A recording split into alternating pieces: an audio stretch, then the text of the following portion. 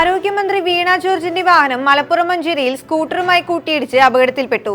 ചെറിയ പരിക്കേറ്റ മന്ത്രിയെ മഞ്ചേരി മെഡിക്കൽ കോളേജ് ആശുപത്രിയിൽ പ്രവേശിപ്പിച്ചു. അപകടത്തിൽ ബൈക്ക് യാത്രക്കാർക്കും പരിക്കേറ്റിട്ടുണ്ട്. വയനാട് ചൂരൽമലയിലും മുണ്ടക്കയിലുമുണ്ടായ ഉരുൾപൊട്ടലിൽ രണ്ടാം ദിനം രക്ഷാദൌത്യം തുടരുന്നു. 4 സംഘങ്ങളിലായി 150 രക്ഷാപ്രവർത്തകർ മുണ്ടക്കയത്തിലെത്തി. കാലാവസ്ഥ അനുകൂലമെങ്കിൽ ഹെലികോപ്റ്ററും എത്തും. മരണം 150-ന് മുകളിലായി. 91 പേരെ ഇനിയും കണ്ടെത്തിയിട്ടില്ല.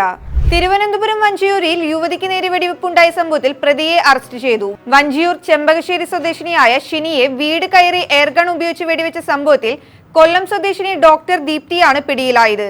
കയ്യിൽ കരുതിയ എയർഗൺ ഉപയോഗിച്ച് 3 തവണയാണ് ഡോക്ടർ വെടിയുയർത്തിയത്. ശ്രീലങ്കയ്ക്കെതിരായ 2020 ക്രിക്കറ്റ് പരമ്പര ഇന്ത്യ തൂത്തുവാരി. 3ാമത്തെ മത്സരം സൂപ്പർ ഓവറിൽ ജയിച്ചു. സൂപ്പർ ഓവറിൽ ലങ്ക നേടിയത് 2 റൺ. ഇന്ത്യ ഒറ്റ പന്തിൽ തന്നെ ലക്ഷ്യം കണ്ടു.